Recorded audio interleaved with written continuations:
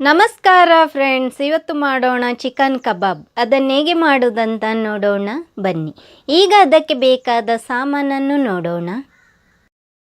ಬ್ಯಾಡಗಿ ಮೆಣಸು 10, ಶುಂಠಿ ಬೆಳ್ಳುಳ್ಳಿ ಪೇಸ್ಟ್, ಕಬಾಬ್ ಪೌಡರ್, ಅರಶಿನ ಹುಡಿ, 1 ಮೊಟ್ಟೆ.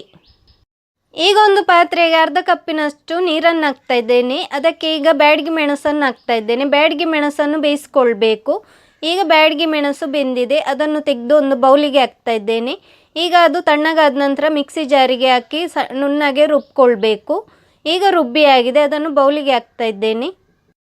3 ಟೇಬಲ್ ಸ್ಪೂನ್ನಷ್ಟು ಚಿಲ್ಲಿ ಪೇಸ್ಟನ್ನು ನಾನಿಲ್ಲಿ ಹಾಕ್ತಾ ಇದ್ದೇನೆ. ನಿಮಗೆ ಖಾರ ಕಡಿಮೆ ಬೇಕಿದ್ದರೆ ಕಡಿಮೆ ಹಾಕ್ಕೊಳ್ಳಿ, ಖಾರ ಬೇಕಿದ್ದರೆ ಜಾಸ್ತಿ ಹಾಕ್ಕೊಳ್ಳಿ. ಈಗ ಶುಂಠಿ ಬೆಳ್ಳುಳ್ಳಿ ಪೇಸ್ಟನ್ನು 2 ಟೇಬಲ್ ಸ್ಪೂನ್ನಷ್ಟು ಹಾಕ್ತಾ ಇದ್ದೇನೆ. ಈಗ ಅರಶಿನ ಹುಡಿಯನ್ನು ಹಾಕ್ತಾ ಇದ್ದೇನೆ. 1/4 ಟೀ ಸ್ಪೂನ್ನಷ್ಟು ಅರಶಿನ ಹುಡಿಯನ್ನು ಹಾಕ್ತಾ ಇದ್ದೇನೆ. ಕಬಾಬಿನ ಪೌಡ್ರ್ ಹಾಕ್ತಾ ಇದ್ದೇನೆ 2 ಟೇಬಲ್ ಸ್ಪೂನ್ನಷ್ಟು. ಯಾವ ಬ್ರ್ಯಾಂಡ್ ಬೇಕಿದ್ದರೂ ನೀವು ಇಲ್ಲಿ ಯೂಸ್ ಮಾಡ್ಬೋದು. ಈಗ ಉಪ್ಪು ಹಾಕ್ತಾ ಇದ್ದೇನೆ. ರುಚಿಗೆ ಎಷ್ಟು ಬೇಕಂತ ಉಪ್ಪು ನೋಡ್ಕೊಂಡು ಹಾಕಿದರೆ ಆಯಿತು. 1 ಮೊಟ್ಟೆ. ಈಗ ಎಲ್ಲವನ್ನು ಚೆನ್ನಾಗಿ ಮಿಕ್ಸ್ ಮಾಡಿಕೊಳ್ಬೇಕು.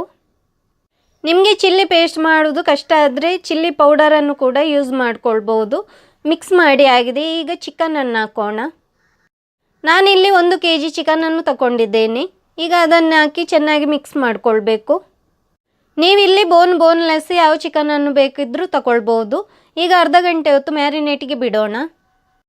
ಎಣ್ಣೆ ಚೆನ್ನಾಗಿ ಬಿಸಿ ಆದ ನಂತರ ಚಿಕನನ್ನು ಫ್ರೈ ಮಾಡಲು ಹಾಕಬೇಕು. ಈಗ ನಾನು ಫ್ರೈ ಮಾಡಲು ಹಾಕ್ತಾ ಇದ್ದೇನೆ.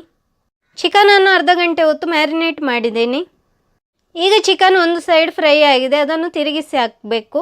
ಇಲ್ಲದಿದ್ದರೆ ಒಂದೇ ಸೈಡ್ ಫ್ರೈ ಆಗುತ್ತೆ, ಅದಕ್ಕಾಗಿ ತಿರುಗಿಸ್ತಾನೆ ಇರಬೇಕು. ಈಗ ಚಿಕನ್ ಕಬಾಬ್ ಫ್ರೈ ಆಗಿದೆ, ಅದನ್ನು ಪ್ಲೇಟಿಗೆ ಹಾಕೋಣ. ಚಿಕನ್ ಕಬಾಬ್ ಹೇಗೆ ಉಂಟಂತ ಕಮೆಂಟ್ ಮಾಡಿ ತಿಳಿಸಿ. ನನ್ನ ಚಾನಲನ್ನು ಸಬ್ಸ್ಕ್ರೈಬ್ ಮಾಡದಿದ್ದಲ್ಲಿ ಸಬ್ಸ್ಕ್ರೈಬ್ ಮಾಡಲು ಮರೆಯದಿರಿ. Thank you.